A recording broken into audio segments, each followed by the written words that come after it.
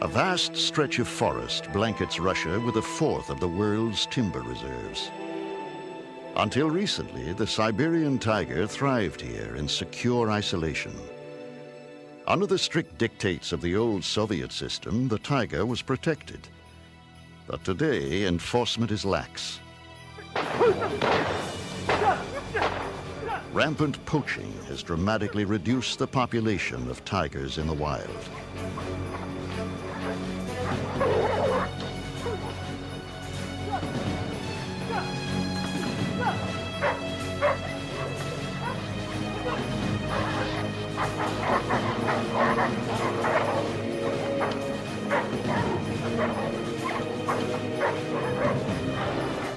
In the Asian medicine market, everything from the eyes to the tail is valued for its legendary curative powers.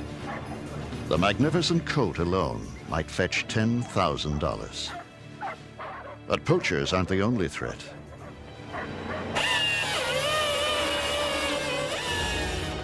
The tiger's habitat, part of the largest natural forest in the world, is rapidly disappearing. It's being cut at a rate of 10 million acres a year.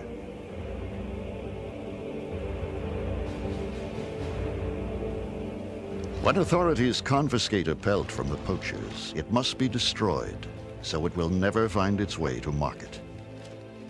Recalling a poet's famous words, "Tiger, tiger burning bright in the forests of the night."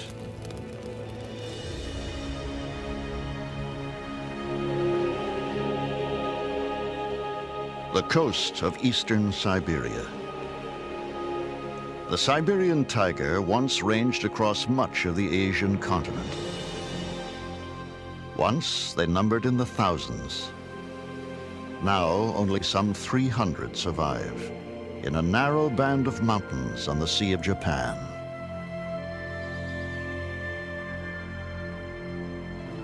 The Siberia of legend is a frozen wasteland. In fact, parts of the forest are temperate, even subtropical.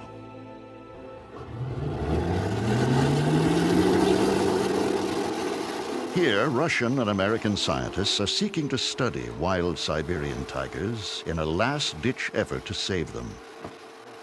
Dr. Morris Horniker, an American big cat authority, has brought desperately needed technology to this crucial effort.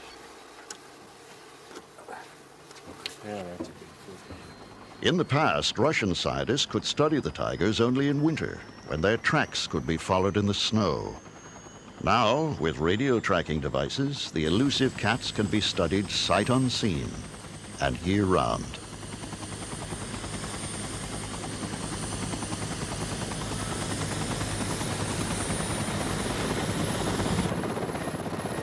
My first work with cats with the mountain lions in North America, in Idaho, everyone said it couldn't be done, and I've always liked a challenge. We've used the tiger population as target species, but we've studied the entire ecosystem because of the immense area that the tiger needs to exist, defines entire watersheds, entire systems that the prey must also utilize. So you can literally define an entire ecosystem by studying a big cat. The scientists pick up a radio signal from a tiger somewhere in the thick forest below.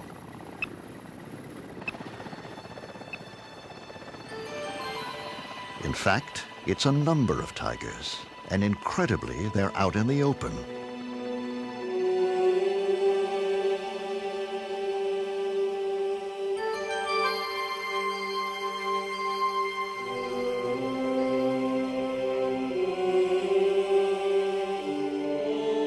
Siberian tigers are so rare and elusive that even a fleeting glimpse like this is a landmark event for the scientists.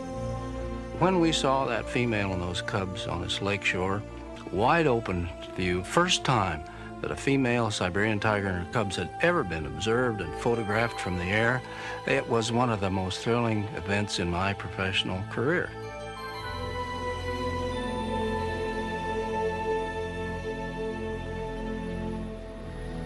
Horniker's team has tracked some dozen tigers by radio, trying to determine such essential facts as their range and distribution.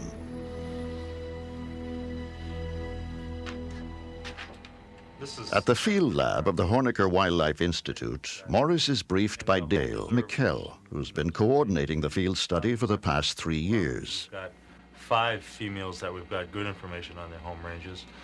We've got Olga, the first female we captured, who's now in the home range that only includes a little piece of the reserve, actually. And then we've got Katya. Together with their Russian colleagues, they need to quickly establish a management plan for the tigers. One of the things that's interesting about all of this is that all these animals travel outside the boundaries of the reserve. So even though the reserve is vast, it's not large enough to maintain these females in their entire home range. Time is running out. Even now, logging roads skirt the reserve, where only some 20 tigers roam over 1,300 square miles.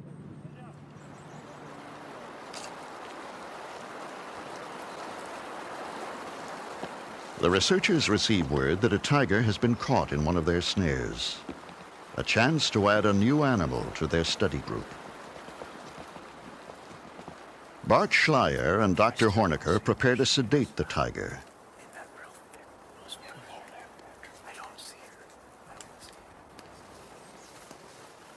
There is no way of knowing how securely the tiger is trapped. He could suddenly pull free, and then they would have only a few seconds to save themselves.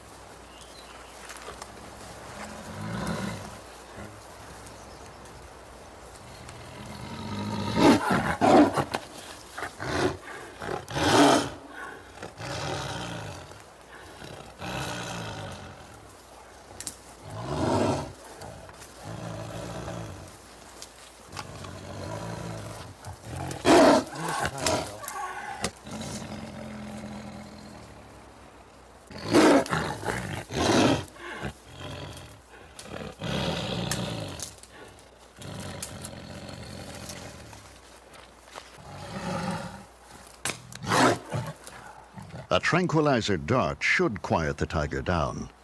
Still, the dosage required is always in doubt. Too much endangers the tigers, too little the researchers.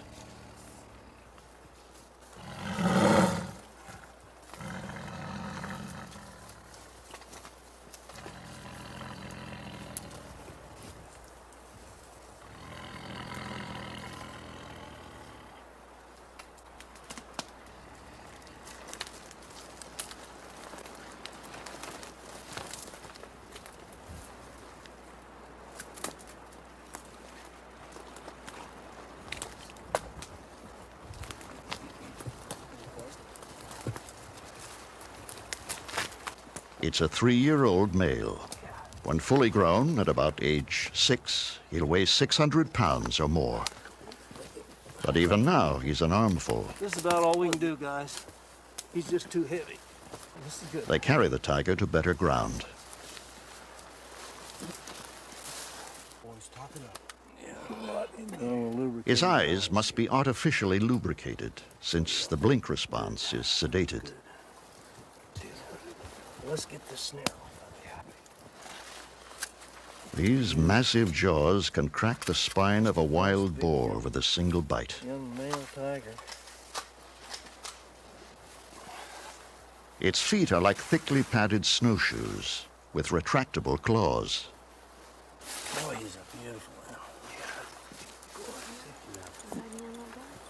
The radio collar allows them to track the tiger and help answer some crucial questions. How much territory do the tigers require? How many elk and deer and boar? How do they react to human encroachment?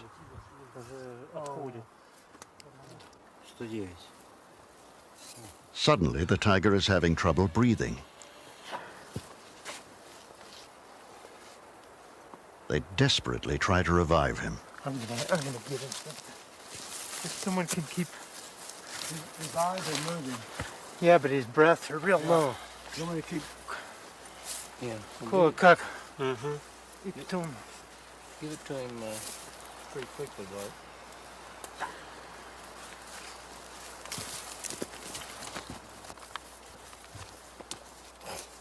You sure rocks. Nada.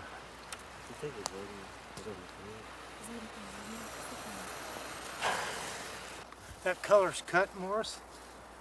That collar's cut? Yeah. Because we might have a cat that comes up real quick. The tiger must be given a stimulant. Nieto cola.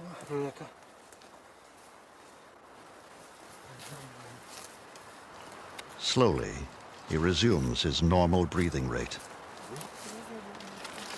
Yeah, he's breathing. Yeah, he's breathing. I think the danger's passed. Oh man, that was... Yeah. The biologists must now take their samples hastily before the great beast fully awakens.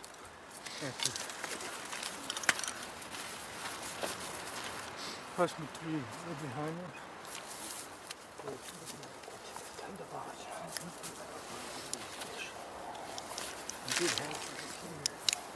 Може бути ще раз. What do you need, bud? This is for The alcohol wasn't that. Wasn't this starting to seizure? Little seizure. Get out. They're reluctant to lose sight of him before he's safely on his feet, but also eager not to be in his way.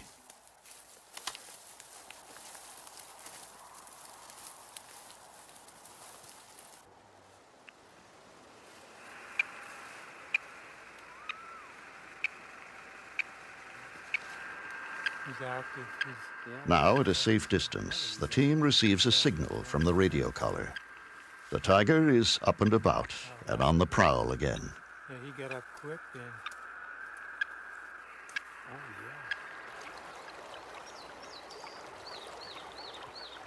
In another part of the reserve, the team is concerned about the signal from a tigress named Olga. She was the very first collared with a radio. Olga, it appears, has remained in the same area for a long time, a sign that she may be dead, or that she's found a den and given birth.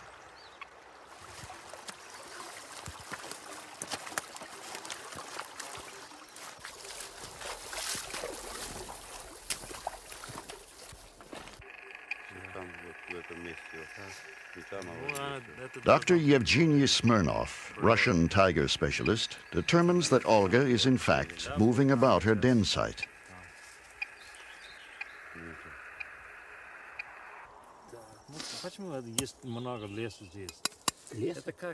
The researchers decide they'll attempt to enter the den to earmark the cubs. They'll need to wait until night, when the tigress should be out hunting, hopefully far from home. Убить у нас или что? Конечно, у нас только один вариант – ходить туда, когда ее нет. Если она там, я не I пойду. asked if he thought it would be dangerous or we'd be in trouble if we went there, and he said, of course it'd be dangerous. There's only one variation there to approach when she's not there, because it's simply too dangerous to make an approach with the mother present. Слава Богу, у нас есть чем проверить, есть она said, там или нет. Thank God we have the telemetry equipment to check on whether or not Olga is there, and so we know exactly when she's left the den site. Without that, it'd simply be a suicide mission to walk in there.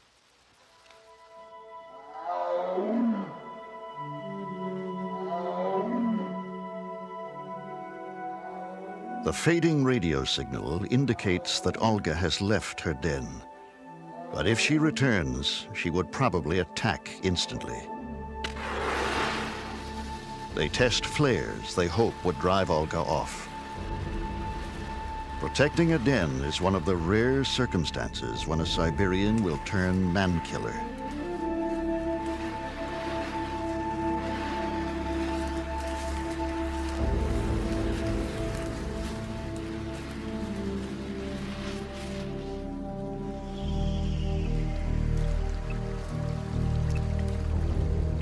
Night is the time when tigers are most alert and aggressive.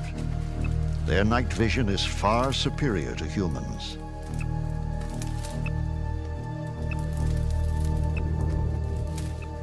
The signal from Olga, once faint, is getting louder. The team must quickly be in and out of the den.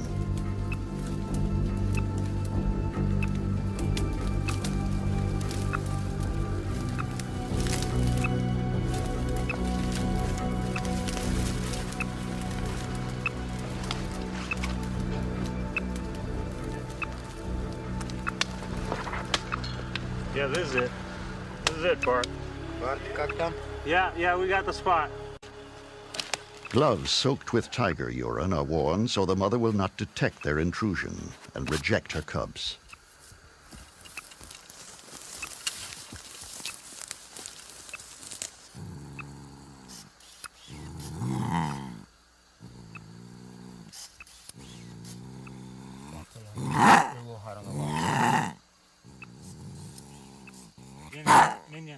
Go ahead.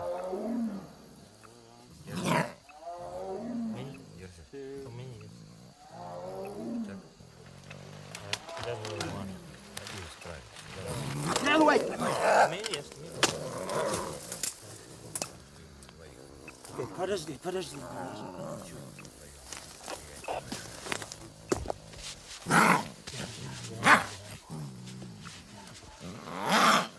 It's a healthy male, 2 months old. The cub already weighs about 13 pounds. Okay. Dale, I'm still getting a signal, and it's really not that weak right now. We're probably going to have to hurry if you can.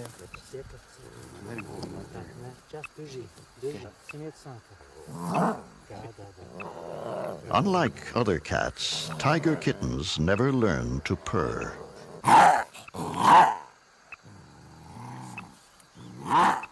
An ear tag is inserted for future identification. They christen the cub Sasha. I'm getting a signal. We're going to have to hurry. She's back. She's come back over the ridge.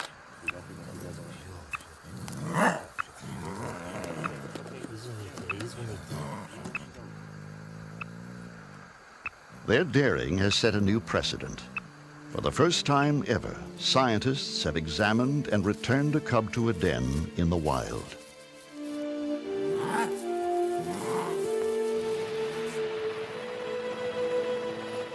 In towns and villages throughout coastal Siberia, people have learned to live with the idea of tigers. But attacks have happened, and some are afraid.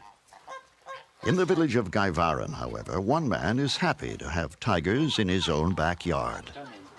Morris Horniker and Howard Quigley are working with a Russian biologist who has 2 orphaned cubs in captivity. That's a big male. Victor Uden has raised the cubs from infancy.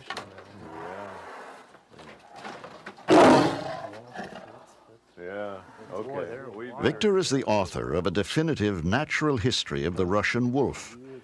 But he soon learned that Kucher the tiger and Nyurka the tigress are different animals indeed.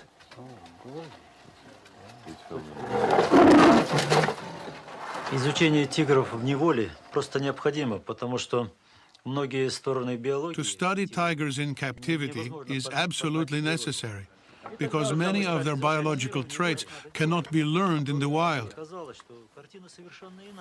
Comparing the results of the tiger studies that were done in captivity and in the wild helps us to develop the methods of how to preserve the tiger as a species in reserves like Sihote-Alin. The young tigers have outgrown their cages, and so, with the support of the Horniker Wildlife Institute, an enclosure is built in the adjacent woods. Though a far cry from the hundreds of square miles a tiger in the wild would roam, these 6 acres will provide the young captives with the opportunity to run and hunt, and hopefully even mate and have cubs. But there are neighbors in the area. Victor knows the importance of keeping them well informed, especially now when the tigers will soon be turned loose into the enclosure. So he brings local school children to the compound. Местные жители часто приходят смотреть тигров, и я не препятствую им. Villagers often come to see the tigers.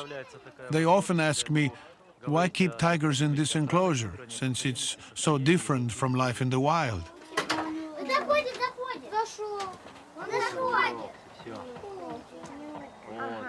Сейчас на дядю Марка Очень часто спрашивают, для чего вот держать тигров в этом вольере. I explained to them that there are limitations to what we can and cannot learn from observing tigers the way we do in the wild by simply following tracks through the snow. Наблюдая тигров по следам в природе. После того, когда люди понимают, что это не просто забава, а Afterwards, when people realize that it's not just for fun, that it's serious work, they look at me in admiration, as if I were a Superman, I guess.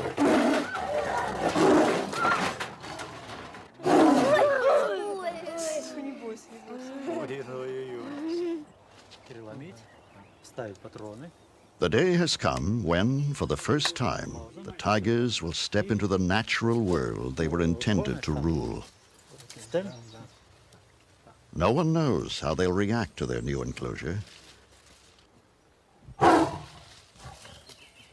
For Victor, it's an especially anxious moment, for he hopes the enclosure will be home to these tigers for the rest of their lives.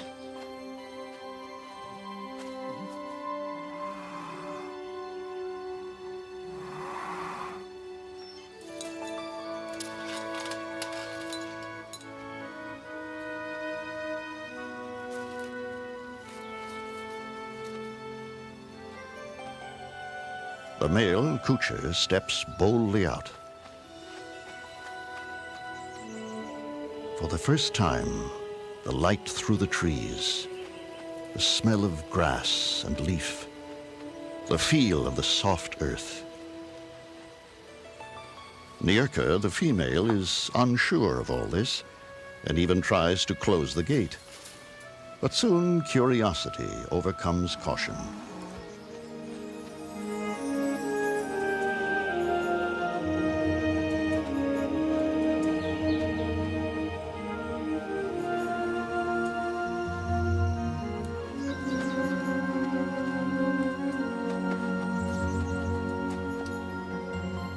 To Yuden's surprise, Kucha begins to feel a little frisky and tries to mate. But Nierka will have no part of it. For her, the time has not yet come. Exhilarated by their freedom, they soon vanish into their little private forest.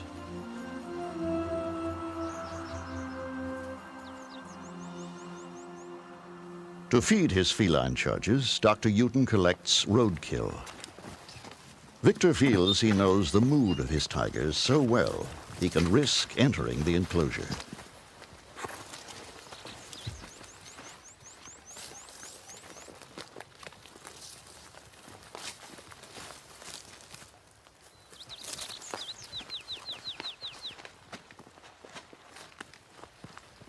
In the wild, most attacks on humans occur when they invade a tiger's territory or when cubs are threatened.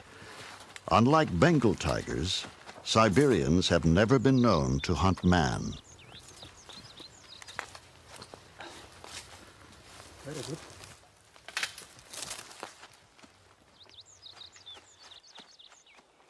As the tigers settle into their enclosure, Dr. Yuden begins his observations and controlled experiments. He hopes to learn which behaviors are innate and which would need to be taught to captive tigers before they could be released into the wild. Tigers live in a world of feast or famine. Still, Kucha must wait his turn. Dr. Yuden notices it's the female who feeds first.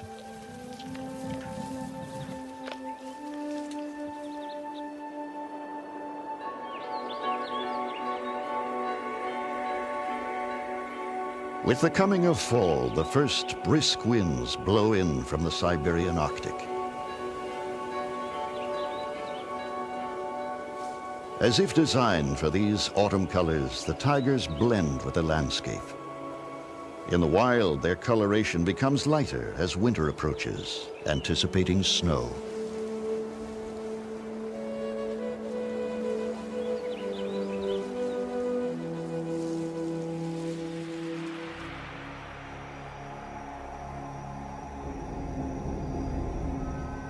Dr. Yuden confronts one more problem that makes the study of tiger behavior so difficult. The tiger is largely a creature of the dark.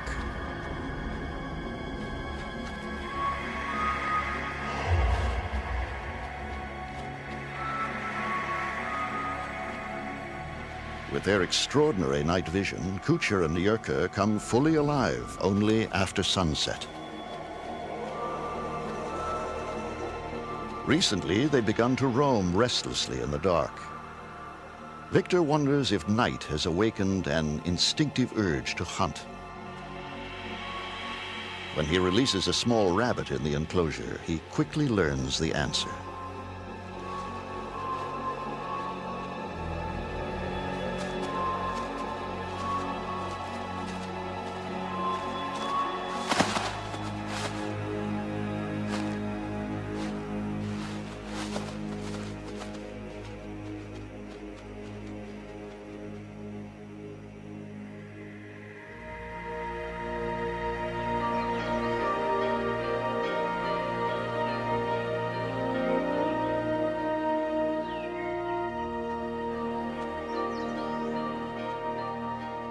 After several weeks, the tigers have established their territory in the enclosure.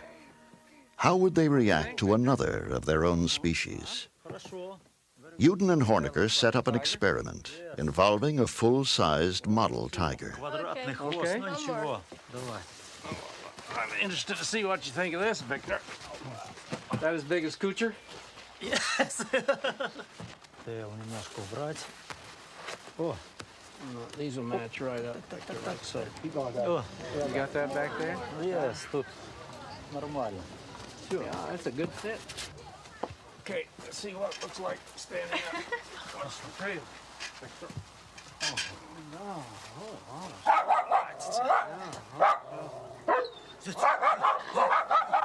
Victor's dogs are convinced. They immediately recognize an arch enemy. Hey, don't look, David.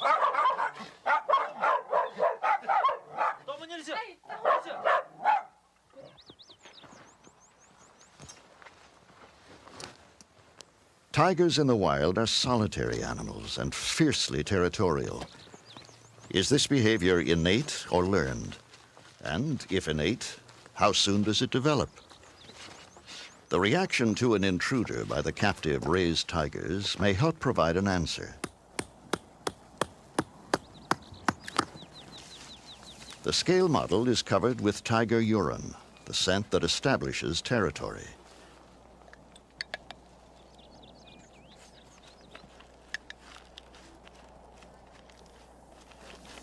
Recordings of tiger calls will be played into the enclosure. The stage is set.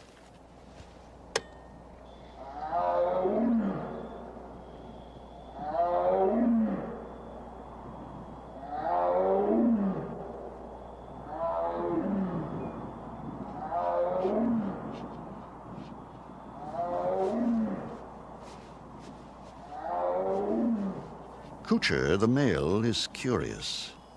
He spends hours observing this strange creature.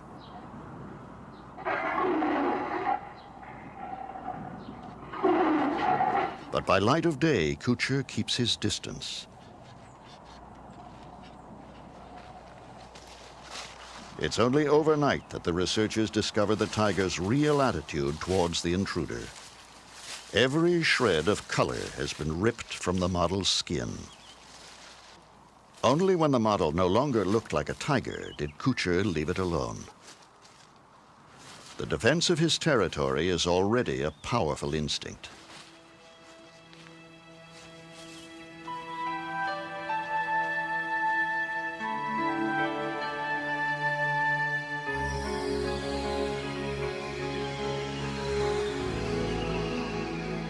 It was the long Siberian winter that created the tigers of the snow, demanding robust size, padded paws, and thick fur. But it is also winter when they are hunted, when they are most easily seen, this time by a scientist. We've had to develop and evolve all our techniques here. No one had ever worked with Siberian tigers before. So we utilized foot snaring to capture the tiger, and it's worked very successfully. But some of them are becoming very trap shy. Some of them have become very difficult to capture. So in order to maintain the continuity of our data collection, in order to keep track of certain individuals, we've had to utilize helicopters. The hunt begins to recollar certain tigers.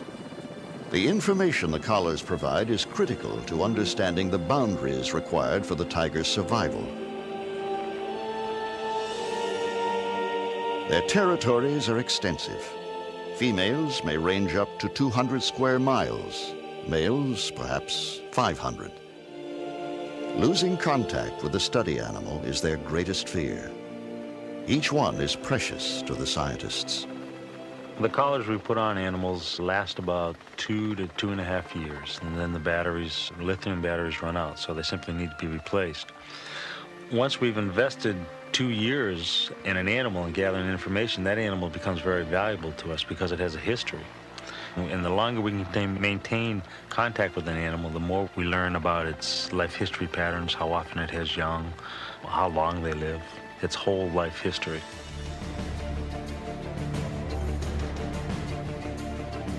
The pilot spots something below. It's a wild boar running for its life. And in pursuit, a tiger.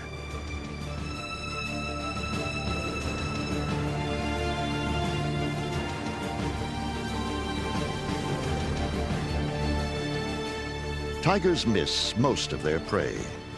This time, the helicopter provides a distraction, saving the boar. The tiger is not amused.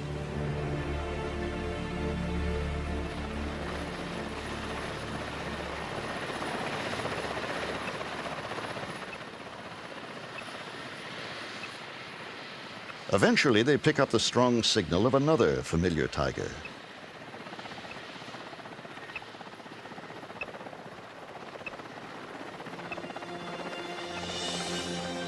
It is Olga, mother of the cub found in the den. The helicopter quickly searches the area, hoping to spot her cub, Sasha.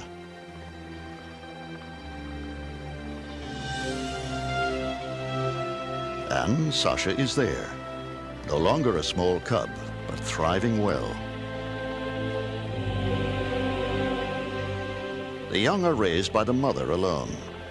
Sasha will stay with her for 18 to 20 months until it's time to establish his own home range. The search continues for Kuza, a young male who has outgrown his radio collar. Kuza is just beginning to mark off his territory, and it's difficult to know the extent of his range. Tranquilizing a Siberian tiger is not an exact science. The size of the tiger, its mood, and the placement of the dart can influence the drug's effectiveness. Always out of concern for the tiger, the team tries to inject a minimal amount.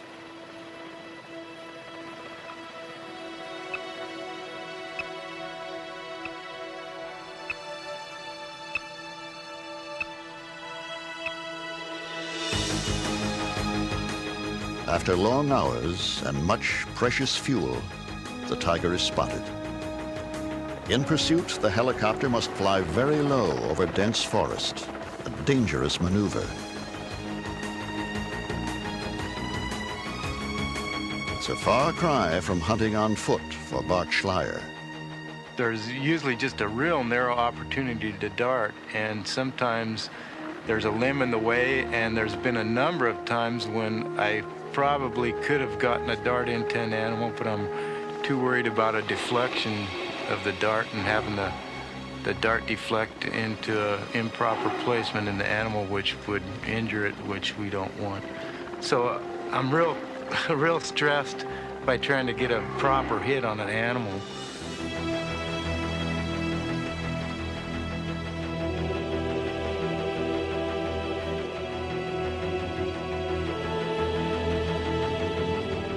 As the tiger moves deeper into the forest, the helicopter follows so closely it almost touches the treetops. The pilots we're using, I'm real confident in the pilots. because you are operating real close to tree level, and you just hope that the pilots can see what's going on around behind them, particularly with the back rotor. And particularly the other day when we were in close on one of the Tigers, there was a conifer tree that was actually almost butted right up against the helicopter. The first shot is a clean hit. They hover patiently, waiting for the tranquilizer to take effect. But they can't wait too long, for they're running low on fuel.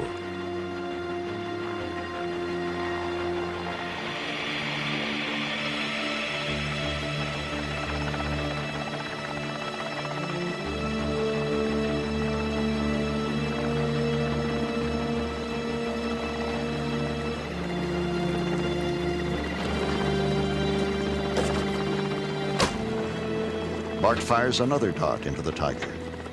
Most big cats need 2 doses, and the second one appears to take effect. Bart and Reba Nikolai must quickly be landed. This too is a dangerous maneuver, but they can't leave the Tiger sedated for long.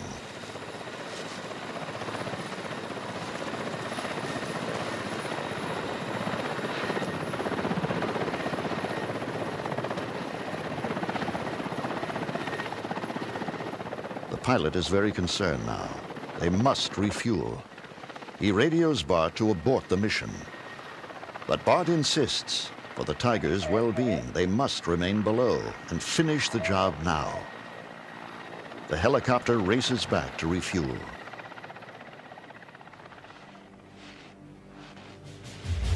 As they slowly approach the Tiger, their worst fears are realized. The Tiger is up and moving. The dosage was insufficient.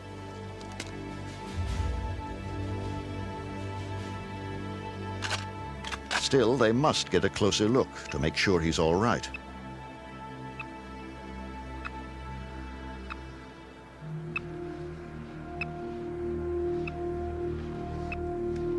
They proceed with caution, knowing they are intruding in a fierce young tiger's newly claimed territory. Kuza appears groggy, but otherwise all right. But he's much too dangerous to follow. Now they can only await the helicopter's return and hope the young tiger has seen enough of them.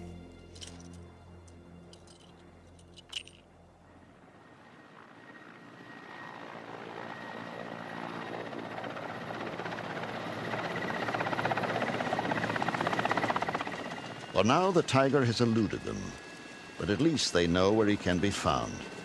Eventually, he'll be located and fitted with a new collar. At last, they are brought aboard to the relative safety of a helicopter hovering in the treetops.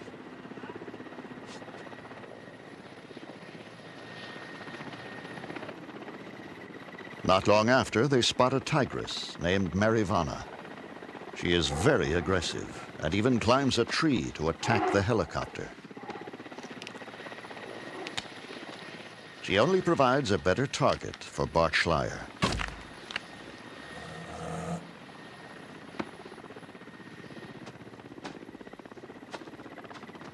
Unlike the larger male, a single dose sedates the tigress quickly. Let's take blood, and that's about it, right? Let's check the other side for the archer. Okay, all right. This. The old collar is measured against the new one, which is given an extra notch for growth.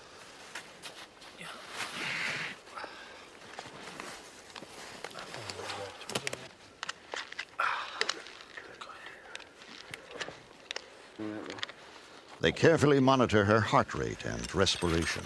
Where's the antenna? That's right, still sort of. Mission accomplished. The new collar will provide crucial data for at least another 2 years.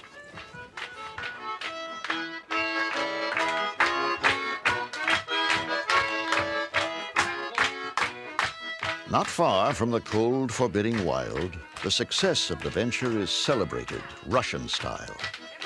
It's also Bart Schleyer's birthday. For American and Russian alike, it's a camaraderie born of years of shared dangers and shared dreams.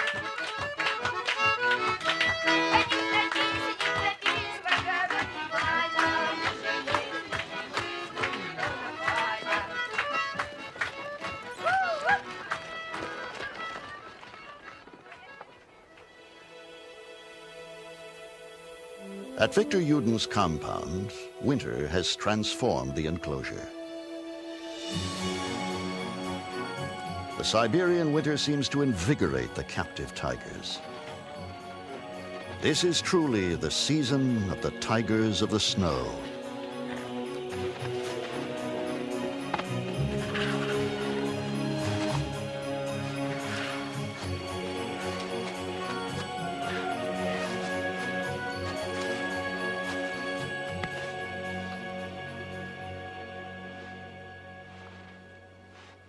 As Victor Yuden observes, Kucher, the male, continues to stake out his territory, spraying the trees with his scent. In what is called a flamen, the female tests the air for his scent. Then it's Kucher's turn to detect if his mate is in heat. And she is. Nyurka, the female, initiates the coupling. And so, the mating period begins. Если же нам удастся получить еще молодых тигрят, If we succeed in getting young cubs, it would be great, because then we can develop the best methods for returning the young tigers back into the wild. воспитать их в условиях, приближенных к естественным, чтобы они... We'll try to bring them up in natural conditions so they will more easily adapt to joining the wild tiger population here in the reserve.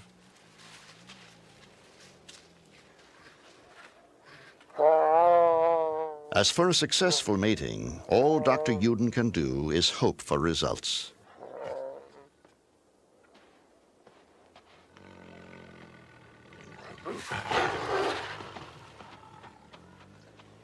Кучер, ну-ка иди скорее домой. Кучер, иди скорее. Victor's wife, Lena, has a special relationship with the tigers. She's nurtured them since they were cubs. When they must be brought in at night because of the dangers of poaching, only their babushka can lure them home.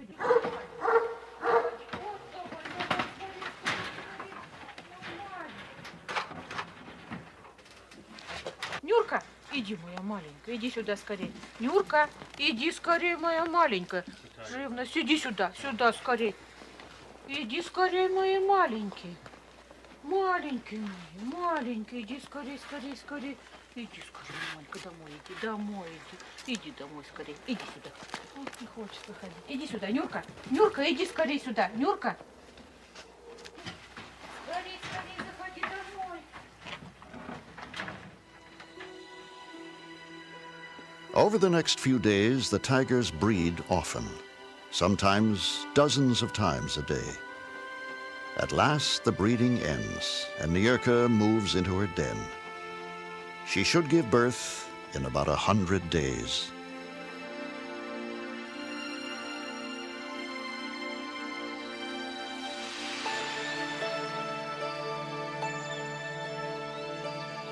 Springtime in Siberia. Dr. Hornecker receives word from Victor Yuden that Nyurka has given birth. But something's wrong.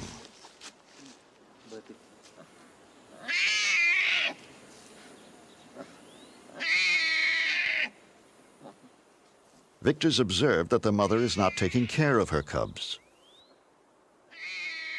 This is not uncommon when big cats give birth in captivity.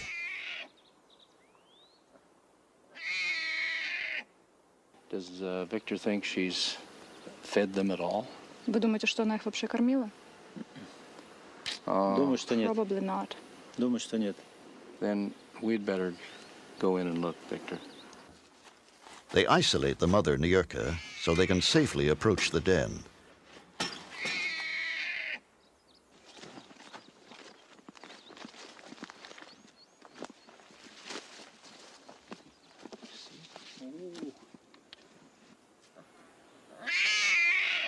One of the cubs is up and about, but looks hungry and unkempt. The other cub is barely moving, and Victor is clearly concerned.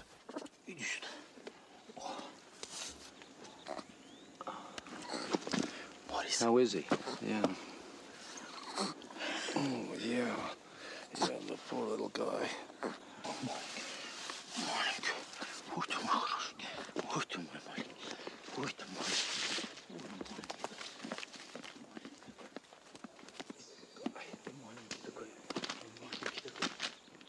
Suddenly, the cub stops breathing. Victor rushes it inside, where he will try to revive it.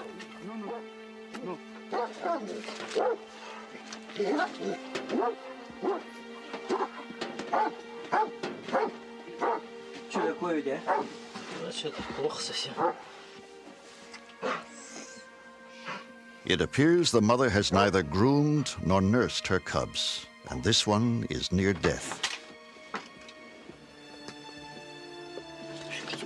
With infinite patience, Victor massages the heart, hoping against all odds to bring the cub back to life.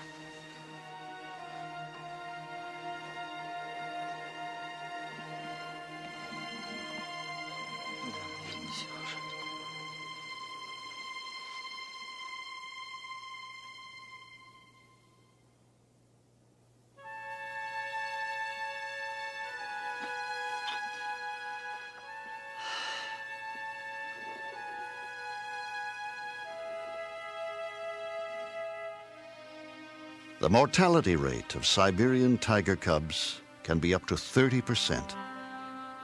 With so few born in the wild, the survival of captive cubs is critical to the species.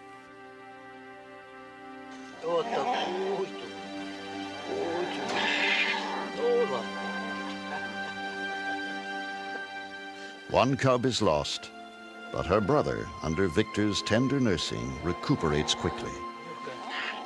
He's named the cub Globus for a world that cares about him, even if his own mother hasn't learned to.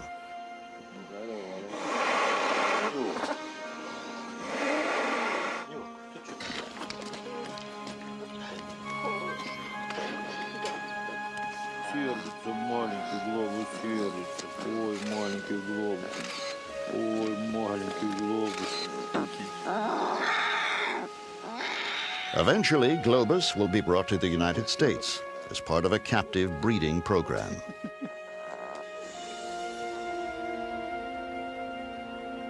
When he is, he'll be following other cubs orphaned in Siberia and sent by Dr. Hornecker to the snows of Omaha, Nebraska. They're now part of the world's most successful breeding program for large predators. The tigers are bred here with the goal of returning the cubs back to the wild.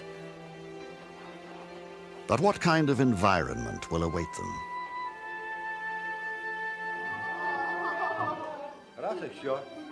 Back in Russia, Dr. Hornecker strives to educate Siberia's future caretakers. If we're to save these big carnivores as the world population increases, we must convince the younger generation that it's worthwhile conserving them. It's always so rewarding to me and gratifying to see how children accept this. They really love these big animals. They want to save them. And if we can convince them that it's in their best interest, then it's to their advantage and to ours.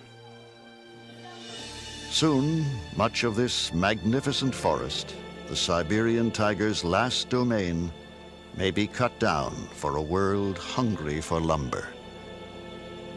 But the years of difficult and dangerous study have given birth to a plan to save the forest by saving the tiger in the wild. Selecting the tiger as the umbrella species to be saved means that the forests surrounding the reserve must also be protected. But in a land of political uncertainty, there are no guarantees. Poised on the edge of extinction, the tiger of the snow evokes an old Russian proverb.